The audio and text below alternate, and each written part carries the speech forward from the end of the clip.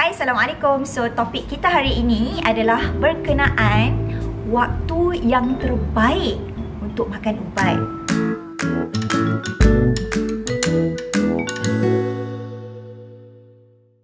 Kadang-kadang kalau hampa perasan, bila pergi klinik kesihatan, bila pergi klinik jumpa doktor, ambil ubat kat farmasi akan cakap, ubat ni makan 3 kali sehari sebelum makan. Ubat ni makan 2 kali sehari selepas makan. Leceh lah. Awak tak boleh makan serentak je. Aku dah lah kena ambil 5 biji ubat. Hak ni 2 sebelum makan, hak ni 3 lepas makan. Serabut lah. Tak boleh kau ambil sekali semua. Pasal apa penting sangat sebelum dengan selepas makan ni? Mai sini, cek nak habaq Mai. So basically, I akan explain apa sebab dan contoh-contoh ubat yang diambil sebelum makan, dan apa sebab serta contoh-contoh ubat yang diambil selepas makan. First kali, ubat sebelum makan. Sebelum makan ni maksudnya apa? Sebelum makan ni maksudnya perut kita, perut kat bawah, atas kepala. Perut kita ni kena kosong tanpa makanan. Okay, contohnya, doktor kata ubat ni ambil pagi. So kita aim, aku breakfast pukul 8 pagi. So maksudnya ambil ubat 1 jam sebelum makan ataupun 2 jam selepas makan. Kalau makan pukul 8 pagi, makan nasi lemak kan, pukul 7 ambillah ubat. Kalau ubat tu kena ambil pukul kosong. Sama ada makan ubat pukul 7 ataupun makan ubat pukul 10. Pukul 8 tu hang makan nasi lemak. Faham? So ubat sebelum makan 1 jam sebelum atau 2 jam selepas, ketika perut kosong. Apa sebab dia? Ada 3 sebab yang I nak explain dekat hampa kenapa ubat kena ambil sebelum makan. Yang pertama sebab kenapa kena makan ubat sebelum kita makan nasi adalah setiap ubat ni ada interaksi yang berlainan terhadap kehadiran makanan. Mereka ada tindak balas lah. Contohnya ubat A kalau ada makanan dia kurang berkesan. Ubat B pula kalau ada makanan dia lagi berkesan, lagi cepat diserap dalam badan. So setiap ubat ni berbeza-beza tindak balas dia. Yang pertama sebab kenapa kena makan ubat sebelum kita makan nasi adalah nasi tu ataupun makanan yang ada dalam perut ni boleh menjejaskan penyerapan ubat. Okay. Contoh untuk ubat yang diganggu penyerapan oleh makanan ni adalah ubat thyroid, which is levothyroxine, ataupun ubat darah tinggi, perindopril, captopril. Captopril. Aku pun dah lupa, dah setahun tak kerja kan. So basically, kalau kita makan ubat darah tinggi tu, kita pergi makan dengan nasi, kita pergi makan dengan sayur, dengan ayam, sedapnya, dengan cake fry. Mana cake fry? Silap. Kita pergi makan ubat darah tinggi tu dengan cake fry, dia kurang berkesan. Bila dia kurang berkesan, maksudnya tekanan darah kita yang tinggi tu tidak dikawal. Pasal itulah pentingnya makan ubat ikut arahan. Alright, yang kedua, ubat yang ada kaitan dengan penghadaman kita kena makan sebelum makan nasi. Contohnya ubat tahan muntah, metoclopramide. Metoclopramide ni kena makan 30 minit sebelum makan nasi, supaya by the time kita makan nasi tu, ubat tu dah start bertindak, dan bila kita makan, kita pun tak muntah. So ubat ni ada kaitan dengan penghadaman lah. Yang ketiga, ubat kencing manis. Contohnya ubat gliclazide. Gliclazide ni kena ambil 30 saat sebelum makan nasi. Pasal apa? Okay, kami bagi analogi ringkas lah. Ini berkaitan dengan onset of action. Onset of action ni maksudnya masa ubat ini mula ada kesan. Contohnya saya ni gliclazide, pekerja kedai makan. Kalau kita ni kerja kat kedai makan buka pukul 8. Takkan pukul 8 baru kita nak masuk kerja. Mestilah kita masuk pukul 7.30 ke, pukul 7 ke nak masuk, nak thumbprint lagi, nak apa? Punch card. Nak punch card, nak buka apa? Tingkap bukan, nak buka tingkap. Lepas tu nak jerang ayak, nak buka suis, nak lap mana yang patut, nak buka peti ais, check inventory makanan bahan mentah semua ada ke tak. Mai pukul 7.30. Pukul 8 bila customer dah datang, kita ready nak serve depa. Itulah analogi senangnya. By the time kita makan nasi, ubat kencing manis yang kita makan tadi dah boleh start bertindak untuk mengurangkan gula yang ada dalam darah. Yalah, sebab bila kita makan nasi, bila kita makan cake fry, kita makan jajan apa semua tu, gula dalam darah akan naik. Okay, so ubat tadi dah okay, aku dah ready nak kerja. So aku nak kurangkan gula dalam darah ke tahap yang normal. Okay, so itu adalah 3 sebab-sebab kenapa ubat kena makan sebelum makan nasi ataupun sebelum makan makanan berat. Sekarang kita nak masuk kepada sebab-sebab kenapa ubat perlu diambil selepas makan nasi. Apa sebab sesetengah ubat ni kita kena makan selepas makan? Yang pertama sekali adalah sebab kita nak elakkan daripada perut ni rasa pedih, rasa sebu. Betul tak sebu tu apa benda tau? Aku pakai sebut je. Sebu tu rasa macam sengkak perut ke?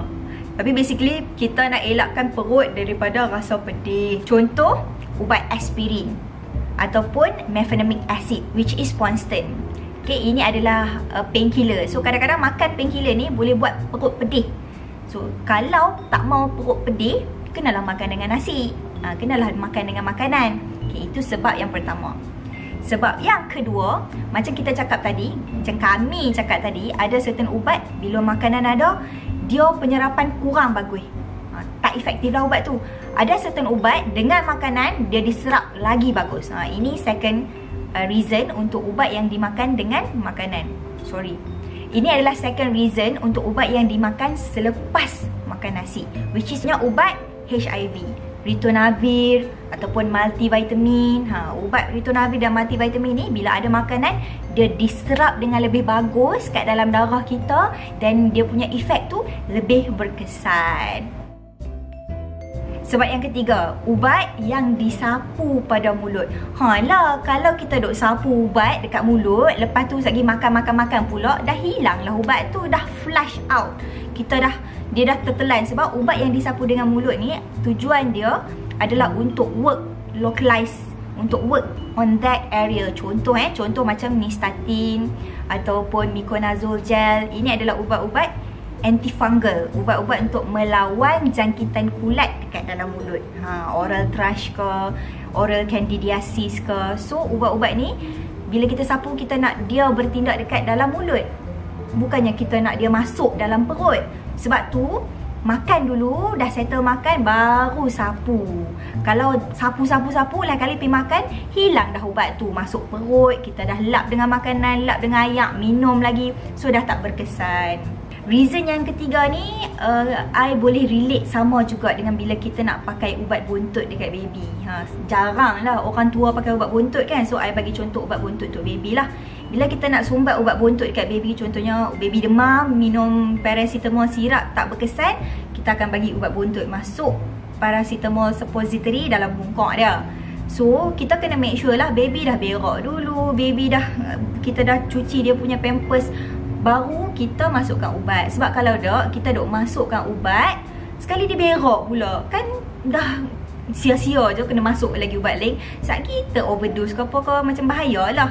So common sense-nya, kalau kita nak apply ubat tu dekat local kawasan tu, kita kena make sure dah tak ada aktiviti yang akan berlaku dekat kawasan tu juga. Okay, so next, apa makanan yang akan berinteraksi dengan ubat-ubatan? Okay, I bagi contoh lah. First kali kita bercakap tentang kalsium. Okay, sesetengah antibiotik akan berinteraksi dengan kalsium yang menyebabkan kesan ubat tu kurang, keberkesanan dia kurang. Bagi contoh, ubat antibiotik doxycycline. Doxycycline ni untuk jerawat tau. Tapi kalau makan doxycycline bersekalikan dengan susu, sebab susu kaya dengan kalsium, doxycycline campur dengan susu, maka kuranglah keberkesanan doxycycline ni yang digunakan untuk merawat jerawat. Jadinya ni jerawat hampa, tak berkesan lah ubat tu untuk kawal jerawat kita. So itu sebabnya penting untuk kita tahu apa interaksi sesetengah ubat dengan makanan. Yang kedua adalah vitamin K. Vitamin K ni ada banyak sangat dekat buah-buahan dan sayur-sayuran, terutamanya yang warna hijau tu. Sayur brokoli, sayur sawi, yang hijau-hijau lah. Vitamin K ni dia akan mengurangkan keberkesanan ubat cair darah, iaitu warfarin. Warfarin ni selalu kita bagi dekat orang-orang yang ada risiko darah beku lah. Orang yang accident ke, orang yang dia ada deep vein thrombosis, VTE. Ada sesetengah orang dia ada risiko untuk darah beku dekat dia punya paru-paru, darah beku dekat kaki. So warfarin ni adalah ubat yang diberikan untuk golongan tertentu untuk mencairkan darah tersebut supaya berjalan lancar dan tak ada risiko terkena stroke. vitamin K ni, sayur-sayuran ni akan mengurangkan keberkesanan warfarin. Jadinya kuranglah kesan cair darah tu dan pesakit ada tendensi, ada risiko untuk kena darah beku. Yang ketiga, makanan yang berinteraksi dengan ubat adalah limau gedang. Pernah bisa dengar tak limau gedang? Rasanya I pun macam, limau gedang. Rupanya grapefruit juice. Grapefruit juice. Dia pelik kan? Limau gedang tapi dia tulis grapefruit juice. Jus buah anggur. Grapefruit juice ni dia colour oren. Dia macam oren. Tapi rasa dia lepas kita makan tu dia ada bitter taste after kita makan. Tak suka lah, tak minat sangat lah grapefruit juice ni. Sebab grapefruit juice ni, limau gedang ni, dia mengurangkan penguraian metabolism ataupun pecahan ubat. Grapefruit juice ni dia duk penat ubat ni dan menyebabkan ubat ni stay lama dalam badan dan kesan sampingan pun ada lebih banyak. So dia tak berlawan, dia duk buat naik. Kita tak maulah kita nak dos ubat ni ngam-ngam cantik-cantik macam yang kita bagi. Tapi bila dia ngam-ngam cantik, tapi bila dia masuk dalam badan ada benda which is grapefruit juice tu up-upkan dia akan menjadi dos yang lebih tinggi lah. Dan dia akan stay dalam badan lebih lama untuk menyebabkan side effect. Kita tak mau benda tu. Okay? Contohnya adalah simvastatin. Contoh ubat lah, simvastatin ni ubat kolesterol. Siapa yang makan simvastatin, siapa yang makan ubat kolesterol ni, tolong jangan makan grapefruit juice. Tolong jangan minum limau gedang. Kesan sampingan dia lebih teruk lah, kita tak mau. Sama-sama. Okey, kebanyakannya mungkin tak ramai yang diberi counselling dengan lebih lanjut. Sebab kadang-kadang kita lebih suka bagi tahu pesakit. Sebab banyak ubat interaksi dia berbeza-beza dengan makanan dan minuman. So lebih senang kita akan selalu cakap makan sebelum makan ataupun makan selepas makan dan minum dengan air masak, plain water. Kan senang minum semua ubat dengan plain water. Tak usah duk minum dengan kopi, tak usah duk minum dengan teh, tak usah duk minum dengan kok. Pohon-pohon ni duk minum air ubat dengan kok. Pelik-pelik perangai. Terlalu banyak ubat dan terlalu banyak minuman dan makanan di dunia ini. Jadi sebaiknya minumlah dengan air plain water unless diberitahu otherwise oleh doktor, nurse ataupun farmasis. Contoh, kalau kita makan ubat zat besi, especially ibu-ibu yang mengandung, especially orang-orang yang ada anemia, kurang darah, kita akan bagi ferrous. Ubat ferrous, ubat zat besi ni untuk menaikkan kandungan darah dalam badan. So bila makan ferrous ni, kita akan nasihat makan ferrous ni makan dengan orange juice. Elok sebab orange juice ni boleh membantu penyerapan zat besi ke dalam badan. So bila nurse cakap macam tu, ikutlah. Bila nurse tak cakap sibuk nak makan dengan kok, bila nurse cakap tak mau ikut. Zat besi ni hampa nak minum dengan plain water pun tak ada masalah. Tapi kalau minum dengan orange juice, dia membantu penyerapan dan keberkesanan ubat. Okay. Dan ferrous ni kita memang akan selalu explain, tolong kalau nak makan ubat ferrous ni jangan makan sekali dengan susu, dengan antacid. Sebab susu dengan antacid ni ubat gastrik lah. Sebab susu dan antacid ni boleh mengurangkan penyerapan ferrous, penyerapan zat besi. So kurang penyerapan, kuranglah keberkesanan. So bila ada benda-benda yang spesifik macam ni, memang selalu kita akan advise lah.